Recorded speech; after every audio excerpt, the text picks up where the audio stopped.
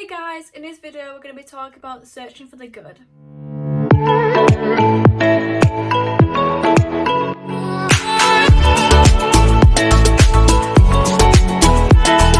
Every situation is completely neutral. It literally just differs on how we feel towards that thing, and it's up to us to depend how that situation makes us feel within life. But because every situation is neutral, it is up to us to understand how we want to feel that way. It was up to us to understand how we want to react to that situation, how that situation is going to make us feel. Because any emotion we feel is affecting us, our vibe and energy. It's literally what I've been talking about in all the previous videos. Every situation is literally neutral, so it's us that gives us emotion, so we need to decide how we want to react to this situation, and how we react will differ on how we feel and how we will radiate during that day. So a negative that people see is rain. I like to turn it into a positive by finding the good, literally searching for the good in things. You need to purposely do it. It's not going to come naturally, like anything that we've been talking about. It's not going to come naturally. You need to get used to doing it. You need to find and create the habit of searching for the good.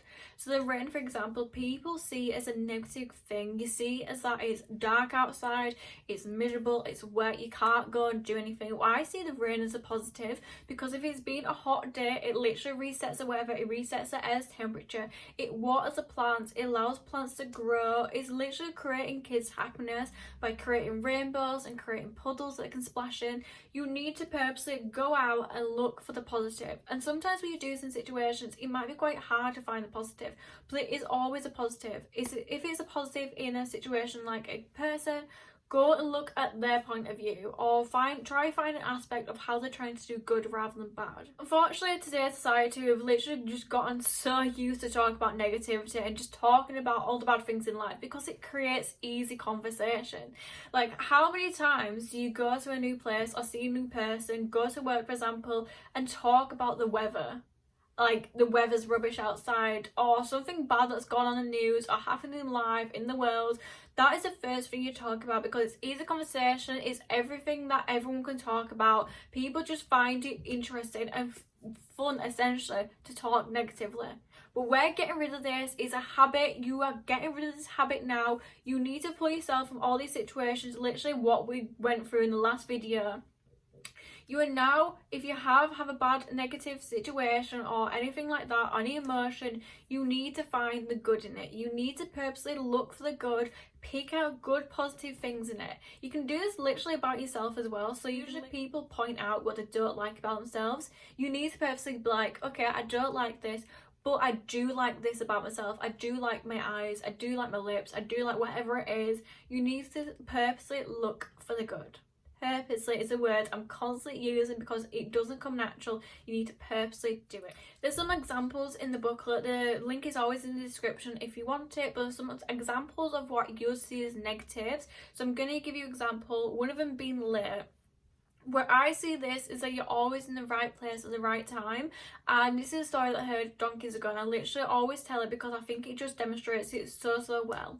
So going back to like the 9/11 bombings, I'm sorry if this triggers anyone or offends anyone, but just going back to that, there's this story saying that this person had new shoes on that day and the shoes were rubbing their feet, so they stopped off at the chemist to get some plasters, so obviously it stops rubbing and stops bleeding. Literally this little task they decided to do stopped them from being in that building at the time and essentially saved their life from the bombings. And that's what I mean when I say you're literally in the right place at the right time. So if you are late that day, I guess it's annoying because you need to get to wherever you need to. You don't want to be late. Nobody wants to be late. But think you were in the right place at the right time. So think there could have been a crash further up. Something bad could have happened. Literally anything. I'm not saying this so you start to think about what situations you could be in. I'm just saying that you're always in the right place at the right time. Or you might be in that place, you might be late, so then you end up getting something free, or you end up reminding yourself of something because you see something on a board. I don't know what it is, but literally you're always in the right place at the right time, and it's just searching for the positive part rather than just focusing on you're late for this and this is going to affect that. You are in the right place at the right time, so you are exactly where you need to be right now. If you're meant to be late, you're going to be late, and that's that. When searching for the good, you need to do it as well with people. So I'm going to give you like a scenario just to think of. So imagine you're going out for coffee, you're at Starbucks or wherever you go for coffee, and the person in front of you is rude, is miserable, is being extremely rude to the person that works there, and you really don't understand why he's doing it because he has no need to be. You start thinking ill of this person because he's rude, he's being irritable, and there's no need, there's no purpose, and it's actually infuriating you to the point where you could almost say something. But you need to think about this person. This person could be generally really, really nice. You've just unfortunately caught them on a really bad day. They don't usually act this way, it's just a bad day. Think about everything that could be happening in their lives right now. They could have just gotten a bill that they can't afford, they might have just lost a job, they might be going through a divorce, they might be going through a breakup, they might just crash a car. You literally never know what's happening in people's lives. So rather than thinking ill of this person in front of you, don't presume that they're rude and that's just who they are as a person. I mean, it might be, but don't presume it. Everyone always acts with reason. So give this person love instead, give them compassion, think about what might be happening in their lives, think about what might be going wrong so you can give them love and affection and care that they need. Because if they're going through a really bad day, they might have just lost someone in their life, you really don't know what's happening, and you acting ill to them, acting bad to them, might just ruin their day even more or make them go on a spiral. If you treat them with kindness, care and compassion, that might be the highlight of the day, that might be the little bit of happiness and kindness that they needed to uplift their day and put them on a better and positive aspect in life. When searching for the good in things, you need to see everything in a positive light as much as you can. It's going to be difficult, hard, it's a habit you need to form. So if something bad happens or a situation, try and search for the good. So if something happens, go and search for the good. Or if something happens to you, it's like a person is rude to you, or you have an argument, try and look at it from their point of view. Search positives, do as much as you can. But also by finding the good or finding the positive in a situation, it's going to stop you from overthinking everything. Like, do you ever have a situation, say an argument, you replay this argument over and over and over in your head so many times, it's literally a massive cycle, it does not stop.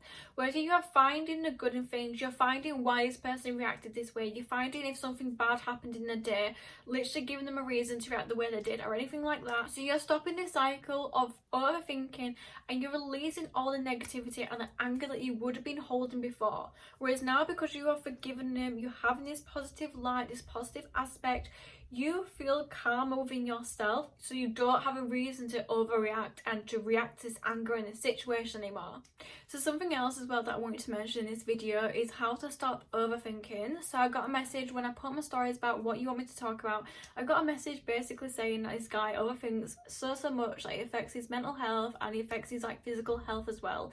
He sees other people in bad situations and he overthinks to the point of like thinking about what it'd be like if that happened to him or if it happened to the people around him. This is such like a toxic habit to have, and it is a habit. Everything we have in life is a habit. So I overthink to the absolute max. I have social anxiety, so I think this is why it's related. But whenever I make plans, my brain literally thinks of all worst case scenarios, every situation that could happen, every bad thing that could happen.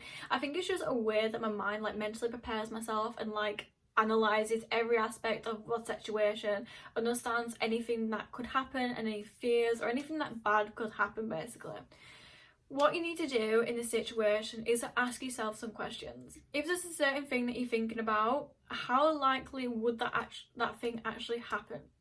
So if you're thinking of a certain situation, ask yourself, how likely would that thing actually happen? Has it happened before? Has it happened to anyone that you know or nearby? And how likely does it happen to others in your area? So example that I overthink is that for whatever reason I always think that whenever me and my little sister are home alone that someone's going to break in. So I have to stop myself and think, how likely would this happen? Probably not likely at all, like it's never happened. So has it happened before? No. Has it happened to anyone that you know nearby? No, I don't know anyone that's got broken into. How likely does it happen to others in your area? I've never known it in my lifetime, so extremely rare to none. So knowing that, it puts me at ease. It's not happened before, so why would it happen now? I understand that people, it might happen, so you're like trying to mentally prepare yourself just in case, but it hasn't happened, so you need to release this, you need to understand it and forgive yourself, release it and understand there's no reason to overthink. If it has happened to others around you, just put it into context, think of something else that makes it into proportion and makes it look smaller. A way I like to think of this is like completely random, but I like to think of shark attacks. So if you're like in a broad seas, you might be scared of the sea because of sharks. You feel like you're going to be in a shark attack, like whatever's going to happen is going to happen.